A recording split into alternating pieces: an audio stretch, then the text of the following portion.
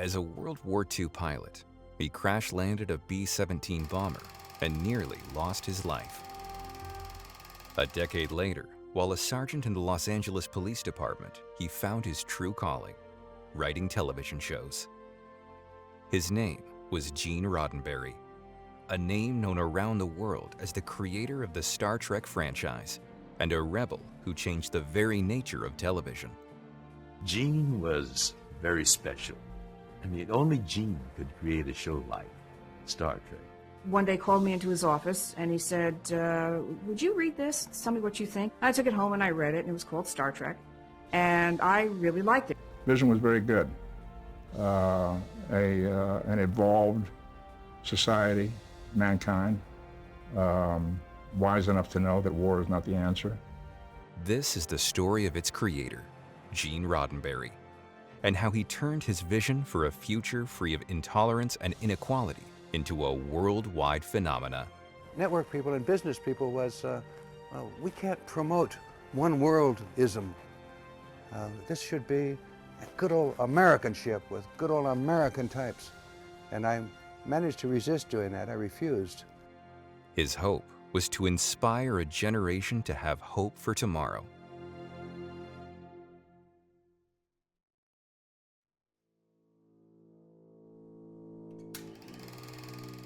Gene Roddenberry's own trek began during World War II in the jungles of the Pacific.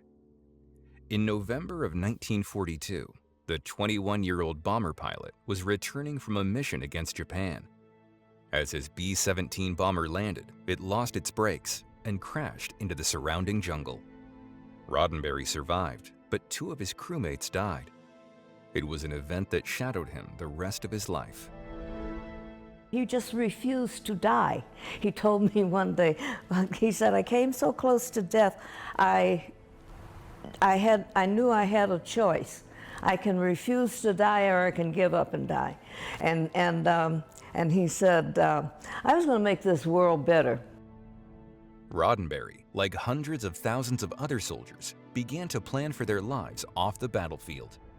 The military, in an effort to help the troops decide what to do after the war, produced a film for the returning troops, highlighting the future job opportunities in the fledgling world of television.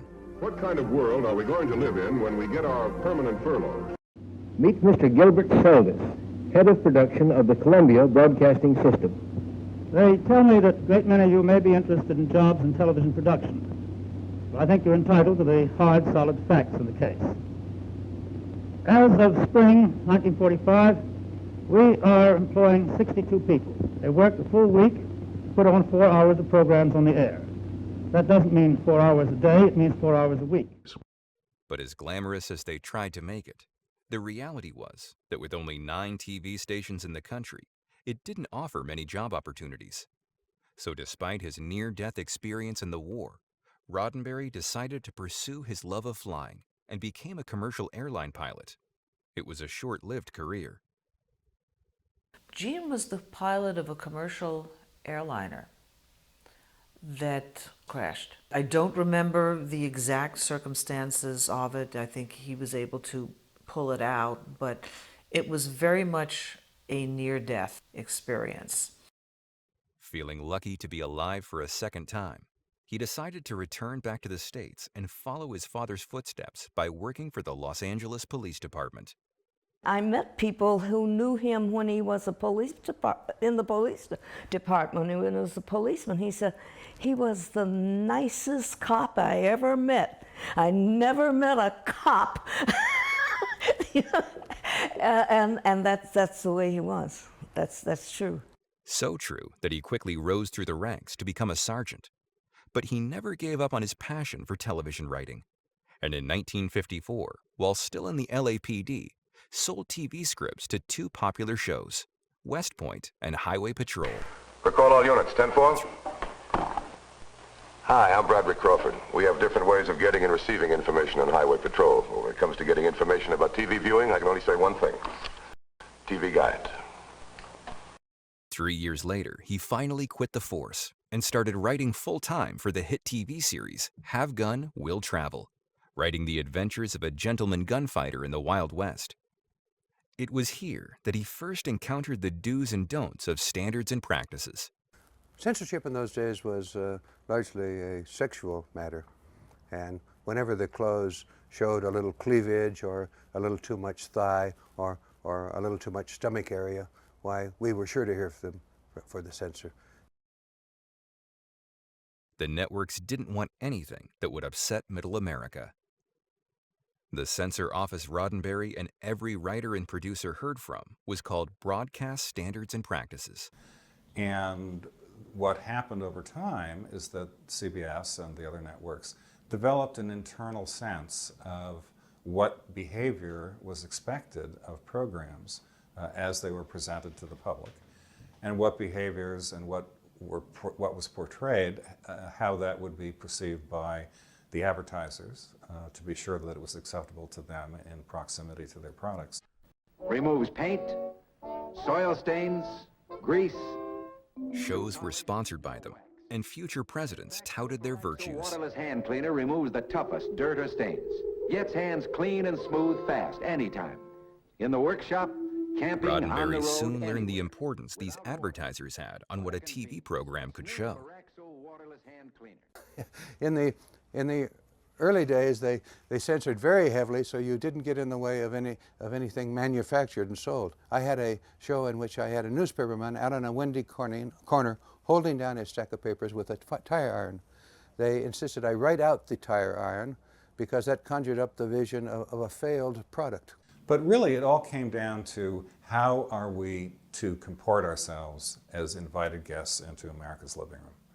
And so that dictated over time an internal kind of understanding of how the characters and how language, how dialogue, how action was portrayed in network television. Well, I think someday we're going to be very ashamed of much of what we did in TV we took this thing of sound and image and movement, which has such power, and we have it in our homes day and night, constantly going, and we put it in the hands of a salesman. Roddenberry began to write for a new series, Riverboat, starring Burt Reynolds and Darren McGavin.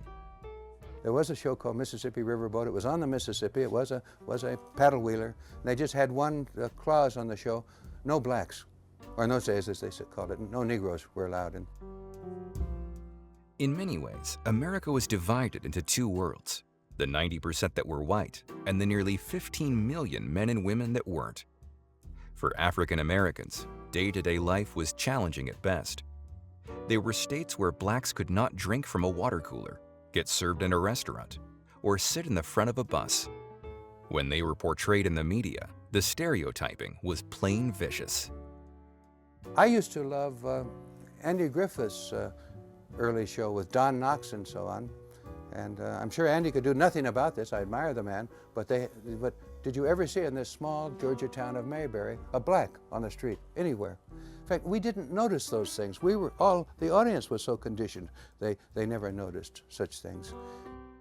Minorities were sidekicks at best and demeaning stereotypes at worst. For Asian Americans, stereotyping on films or TV often meant being portrayed as ignorant or downright devious.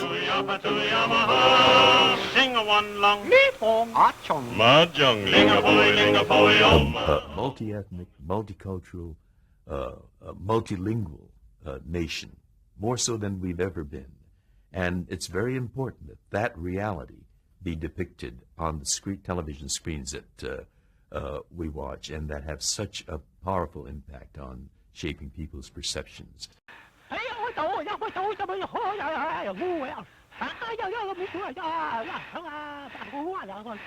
There are a lot of challenges just as an actor, but it's overlaid with the fact that you are of a minority. Hispanic stereotyping often meant either being a passionate seductress or just becoming a fodder for comedy.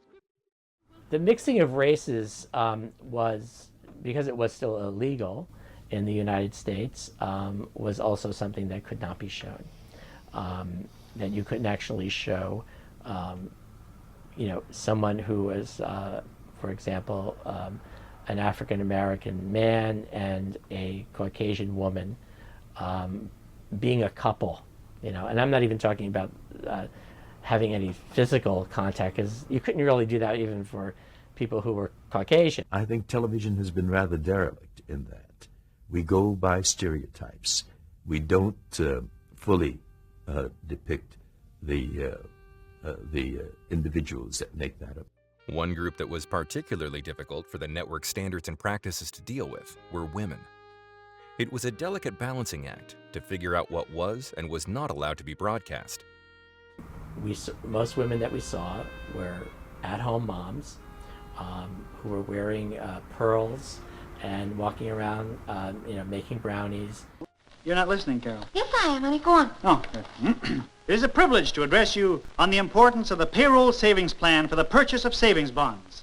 This plan is a boon to all Americans because, let us be honest, when a man brings home his hard-earned money at the end of the week, what does he do with it? Pour into ungreased pan. He pours it into an ungreased pan. The traditional values of the 50s were still alive and well at the networks, but changes were just around the corner. Vietnam War, in mass marches, rallies, and demonstrations. Central Park is the starting point for the parade to the UN building.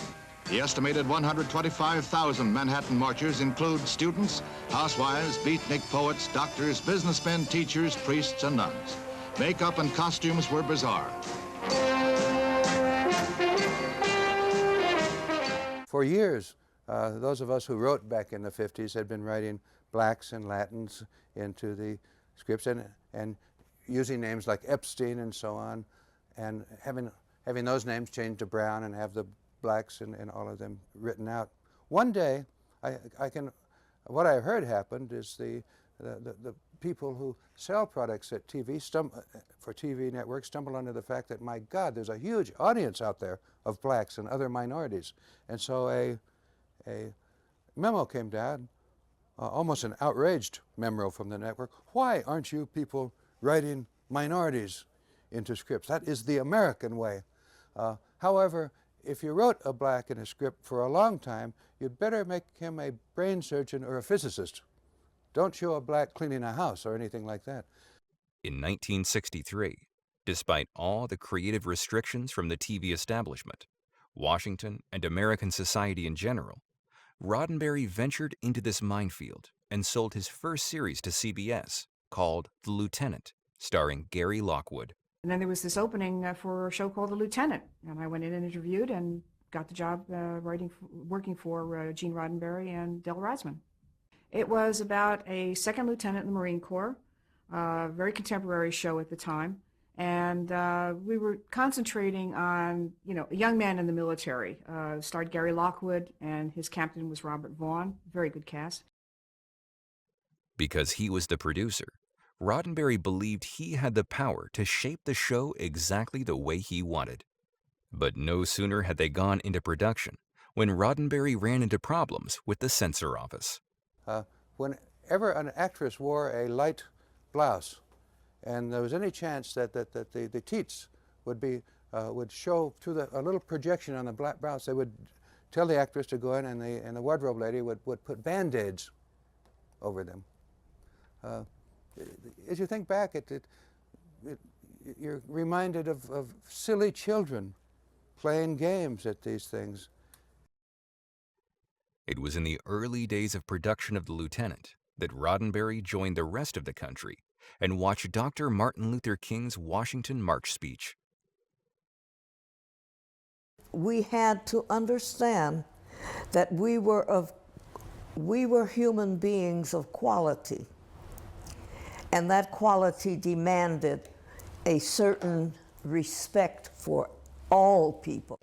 With the changing attitudes sweeping across the country and the network's encouragement to tackle social issues, Roddenberry saw his opening to really push the envelope even further by producing the episode to set it right. As a matter of fact, I had a script for The Lieutenant in those days in which a black was prejudiced against a white, and this caused the heart of the story.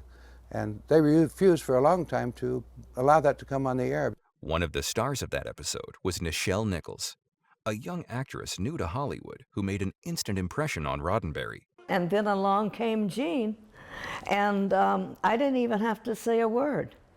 He said, he saw me in a play or somewhere, and he says to me, I said to myself, I've got to have that girl in something that I'm doing. And he waited, and the rest is history. Nichols played the fiancé of an African-American soldier that was accused of attacking his white captain.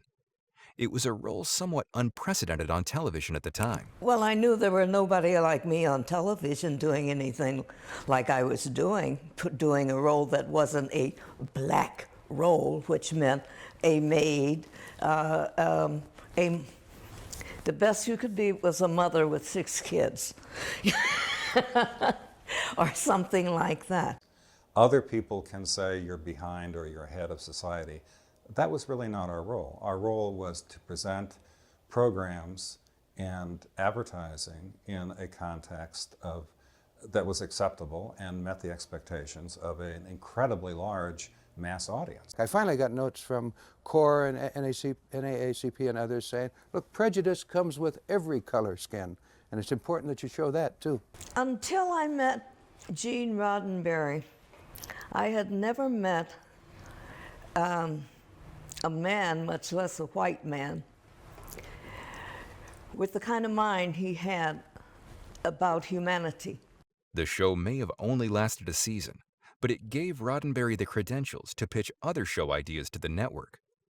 It was also at this time that he gathered a group of writers, producers, and actors who he would take along with him to his next project, a show that would change all of their lives forever. This included a character actor who got a part on The Lieutenant and left an impression on Roddenberry. It was a very flamboyant character, fun character, fast-talking kind of con man kind of guy. I said, I need this and I need that, and we're going to make this movie, and we're going to use thousands of Marines, or whatever. So, and they had always seen me playing dark, brooding characters, and this was a flamboyant kind of guy. So I got the job, and that job led to Star Trek, because Gene Roddenberry, although I didn't meet him when I did the show, saw the footage later and had me come in to talk about playing Spock. All curves and plastic. Monsanto's House of the Future is open to the public at Disneyland. The mid-1960s was a time of dramatic contrasts in America. To visitors to Disneyland, the future looked like this. That gets first look.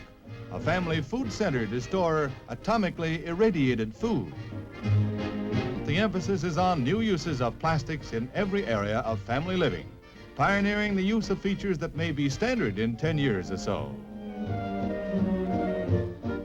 A look at the future. Looks good, eh? For the youth of America, our future directions were being fought on the street. In the course of the march. The anti-war marchers were picketed by anti-war marchers who were hawkish toward the parading doves.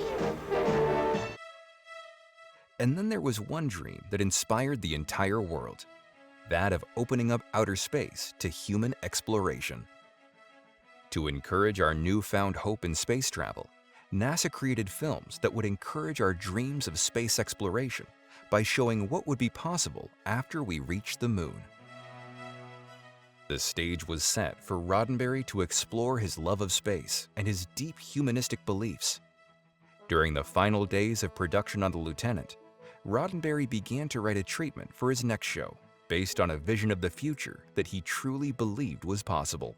One day called me into his office and he said, would you read this? Tell me what you think. And he pushed about a 12-page, file across the table at me, across his desk.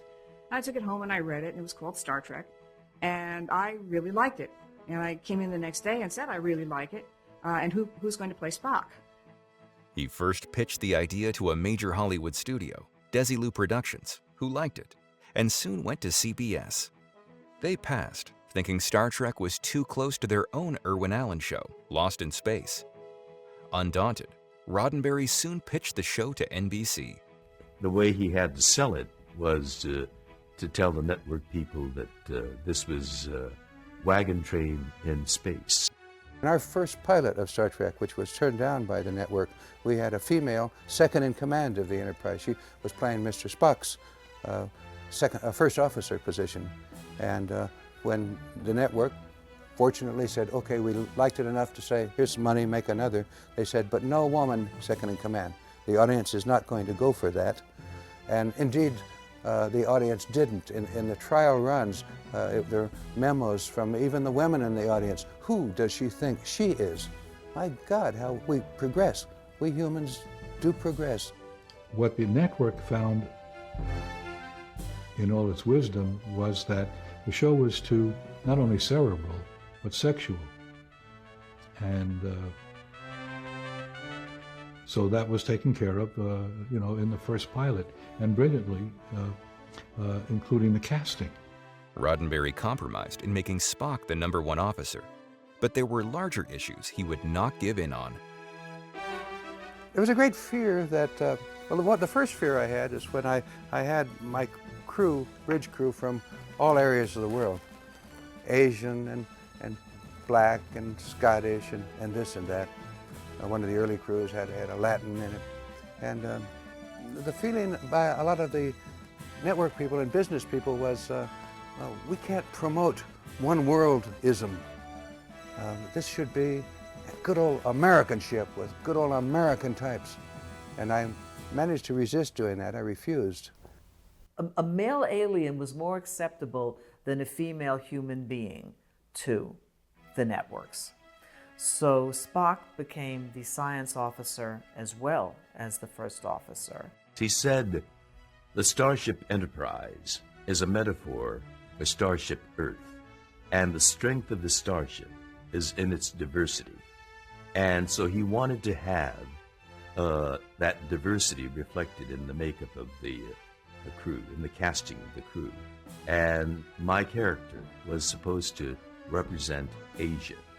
And as you know, Uhura, the female communications officer, was supposed to represent Africa. I was the first one on TV with an equal role. You just didn't do that. If you came on, you were either, the best you could be was a mother of somebody.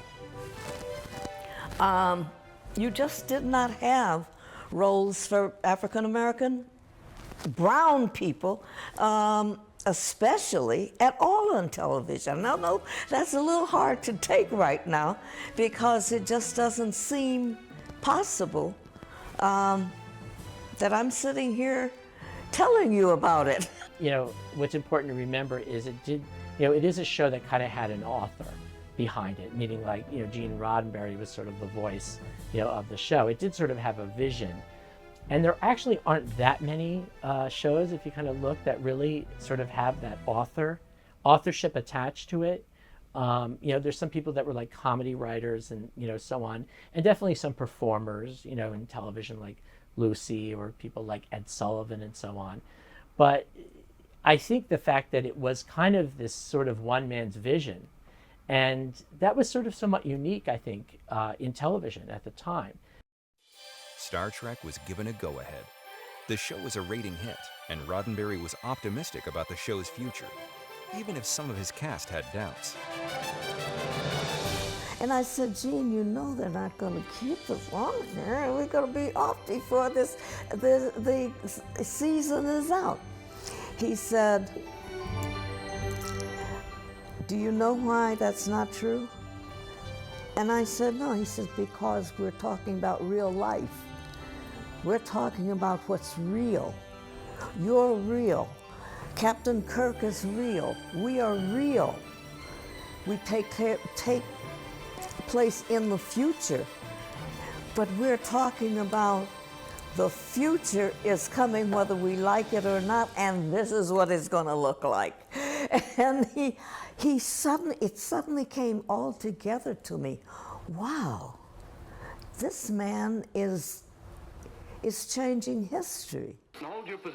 Over the coming weeks, the show's ratings declined, but NBC didn't give up on it because young people were watching in droves, and advertisers let the network know that this was a group they wanted to reach. I just know that I watched this show and it spoke to something but there was just something about it that was so unlike any other television show that I had ever seen. Roddenberry once again had to face the issues of censorship. During the production of Star Trek, numerous takes were censored for obvious reason. The actors simply messed up. But Star Trek faced an entire different set of censors, and those dealt with issues that Star Trek brought up. Issues that many in the network, TV stations, and viewing public were not equipped to deal with.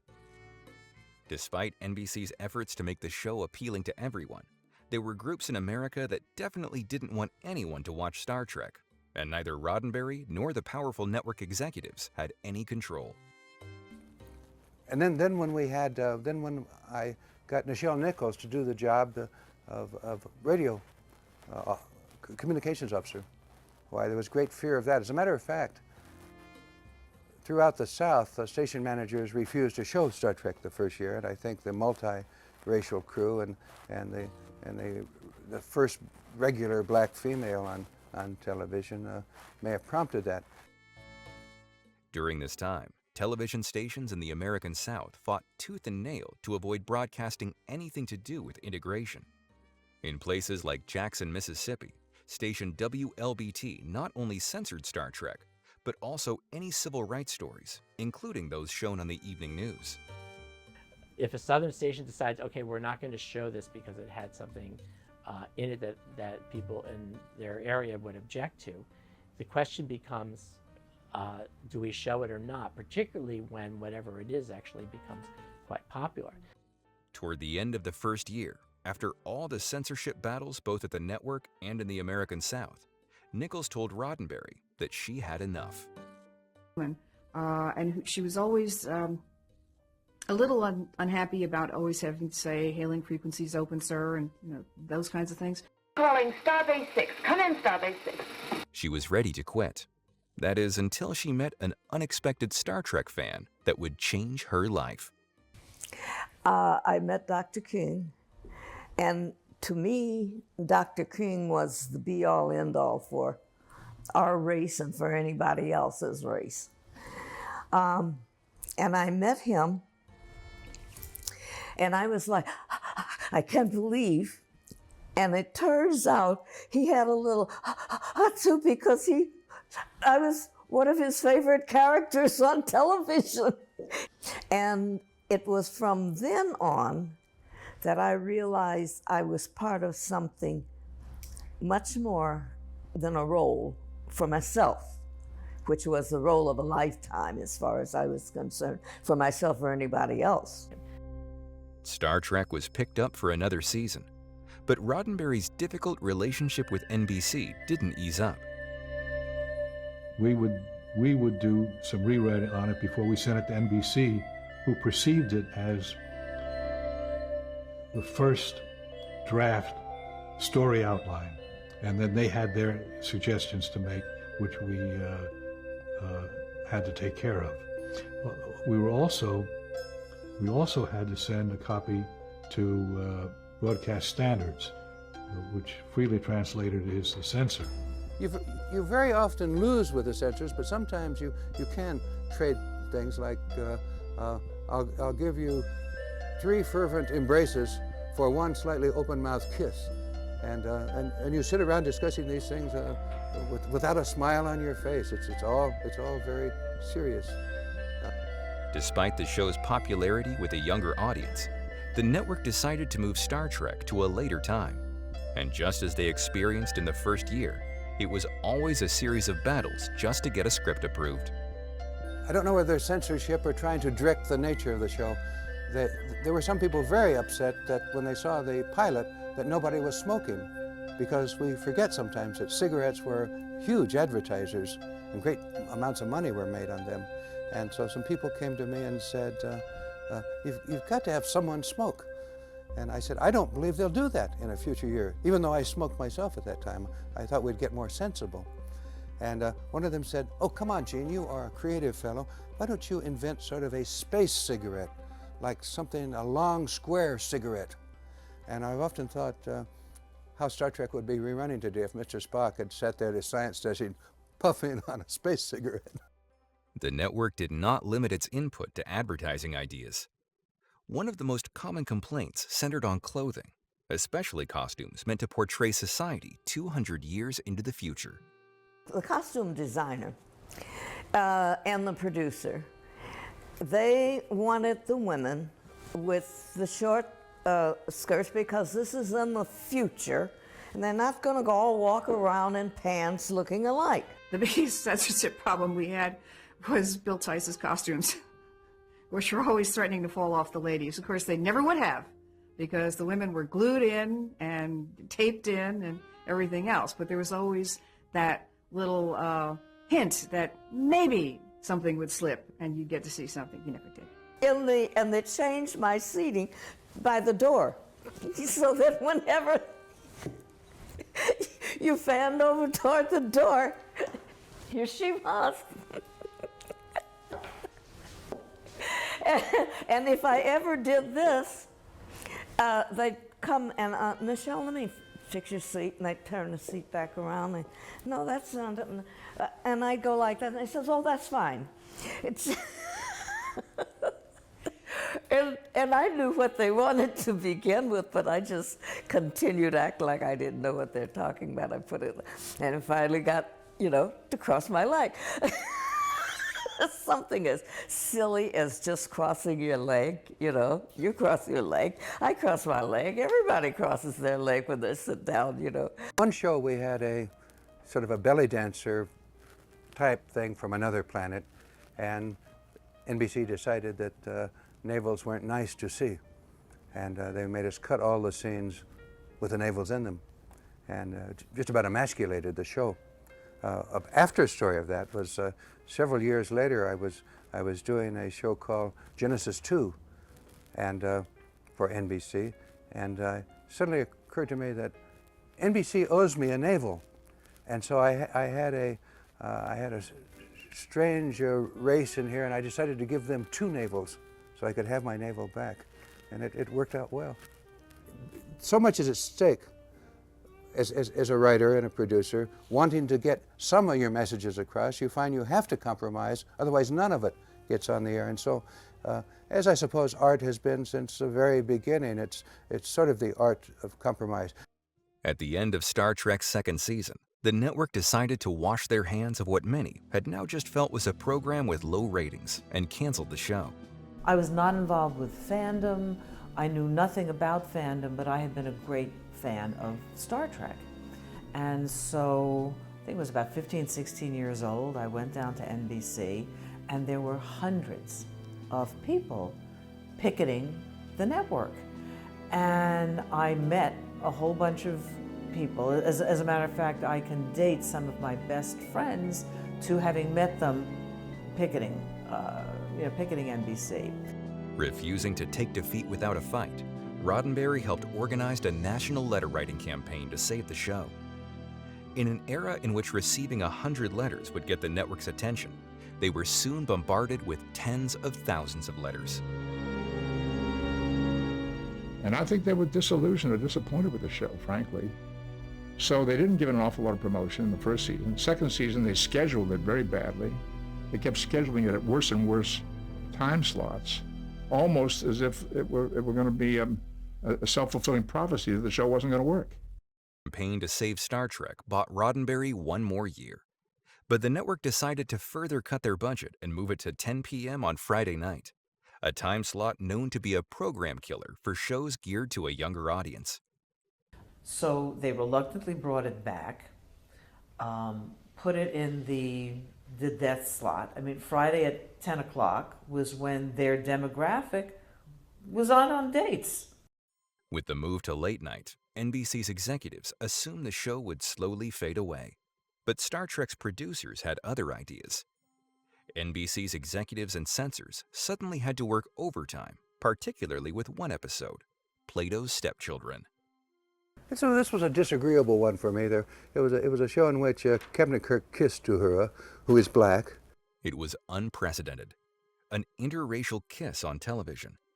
Both the studio and the network were concerned that many in America weren't ready. I think that it's not ironic that it actually was kind of the show that Star Trek would be the first show to do this, because it is a science fiction show, and you're given a little bit more room to do that. At the same time, I'm sure they were aware of what they were doing and probably nervous about it. And it's not unusual when something is potentially controversial to actually possibly shoot it something in more than one ways. I believe that the networks were worried about the interracial kiss between Uhura and Kirk because they had no idea what they thought was right. After the first review of the script, the network came back with a warning.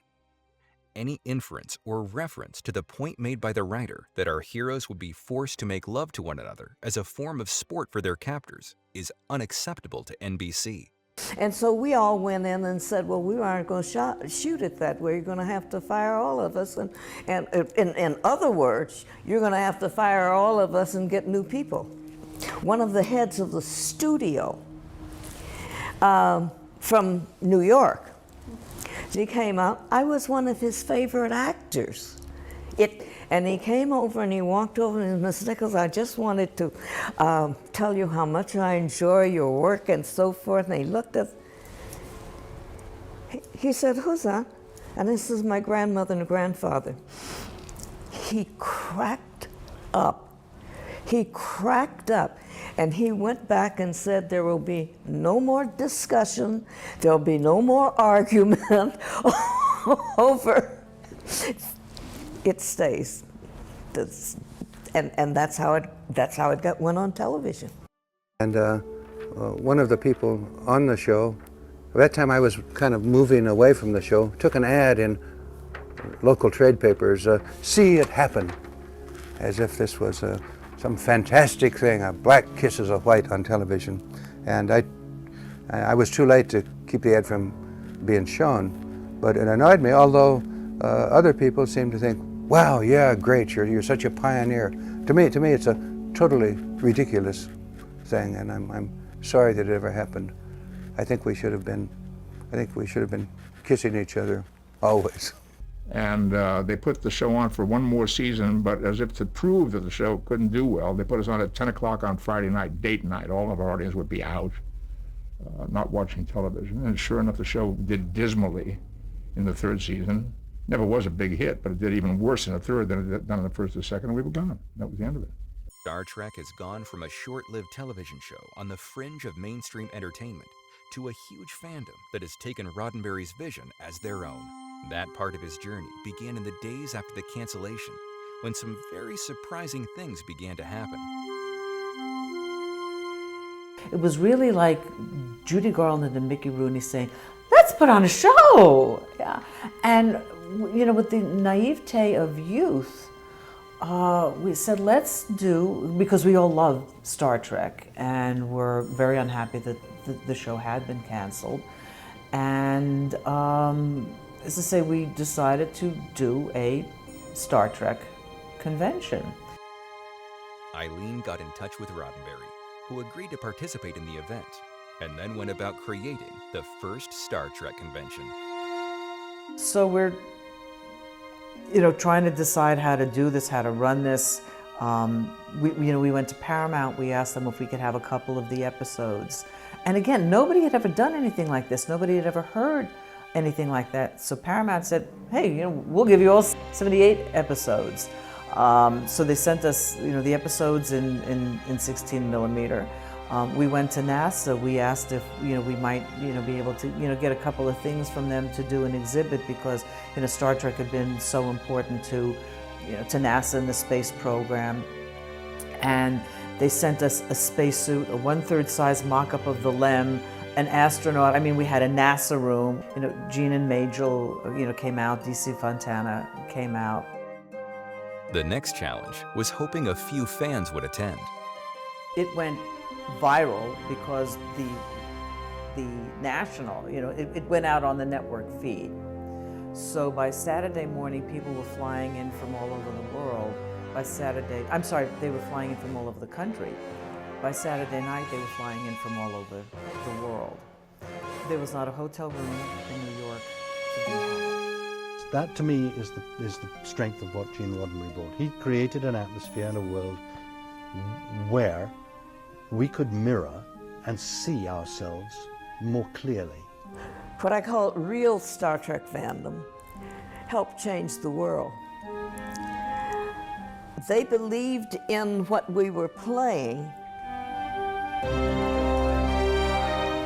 to the degree that as it came back to us, we believed, we realized that we believe what we're playing.